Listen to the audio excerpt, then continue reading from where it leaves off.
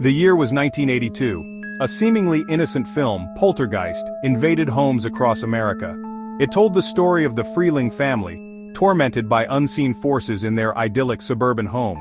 Little did audiences know, a darkness lingered beyond the screen, a series of eerie events that would forever brand the film with the mark of the unknown.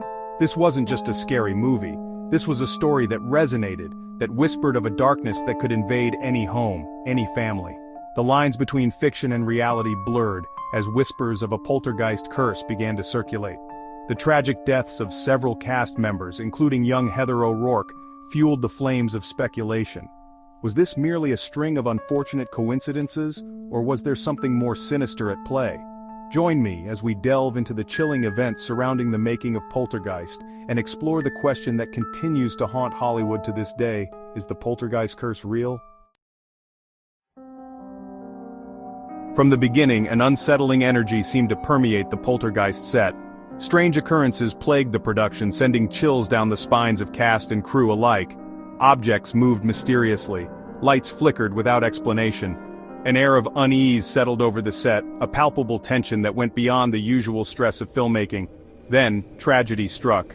Dominique Dunne, the young actress who played eldest daughter Dana Freeling, died tragically at the age of 22.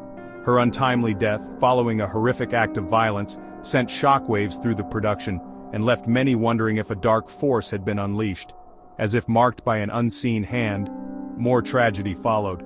Julian Beck, who played the terrifying Kane in Poltergeist 2, succumbed to cancer shortly after filming. The tragedies did not end there. Will Sampson, the medicine man in Poltergeist 2, also passed away after undergoing a heart-lung transplant. The string of deaths cast a long shadow over the franchise. Whispers of the poltergeist curse grew louder, fueled by a growing sense of dread, and the undeniable fact that these events seemed to defy the boundaries of coincidence. One of the most unsettling details surrounding the poltergeist curse involves the use of real human skeletons as props. In the iconic swimming pool scene where JoBeth Williams' character is surrounded by skeletons, the decision was made to use actual human remains. This decision, driven by budgetary constraints and the desire for authenticity, would have lasting consequences. Many believe that the presence of these real skeletons, disturbed from their final resting place, angered spirits, and unleashed a malevolent energy onto the set. The use of human remains in film and television was not uncommon at the time, but the sheer number of skeletons used in Poltergeist was unusual.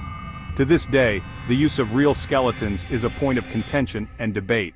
Some dismiss it as a morbid footnote in the film's history, while others believe it was a grave misstep that invited negative energy and contributed to the curse. Whether a direct result or not, the presence of real human remains adds a chilling layer to the poltergeist story, blurring the line between entertainment and the macabre. The question remains: was the poltergeist curse real, or was it merely a series of tragic coincidences? The paranormal is, by its very nature, difficult to prove or disprove. There is no scientific method for measuring grief, no instrument to detect the presence of a vengeful spirit. We are left to grapple with the unknown, to weigh the evidence and draw our own conclusions. On the one hand, the tragedies surrounding Poltergeist are undeniably heartbreaking. The loss of young lives, particularly Heather O'Rourke, who played Carol Ann, is a tragedy that transcends any discussion of curses. To attribute these deaths to supernatural forces feels in some ways disrespectful to their memory. On the other hand, the sheer number of unusual events and untimely deaths associated with the Poltergeist franchise gives one pause. It's as if the film tapped into something dark and powerful, something that lingered long after the camera stopped rolling. Can we truly dismiss the possibility that we are dealing with forces beyond our understanding? The stories surrounding the poltergeist curse have become the stuff of Hollywood legend. They are whispered on sets, shared in hushed tones among actors and crew. The film's legacy is forever intertwined with these tales of tragedy and the unexplained. Whether or not one believes in curses, there is no denying the impact these stories have had on the film industry.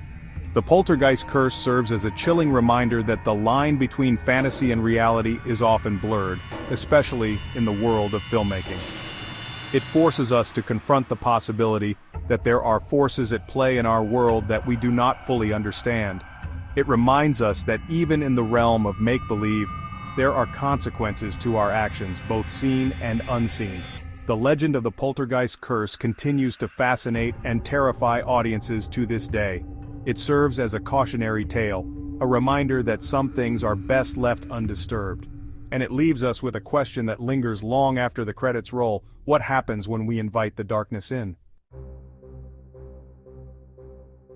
Section 6. The Skeptics Speak.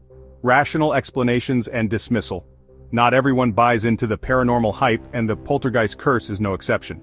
Skeptics are quick to point out that correlation does not equal causation. Yes, a number of tragic events occurred in connection with the Poltergeist films, but to automatically attribute these events to a curse is, in their view, irrational and illogical.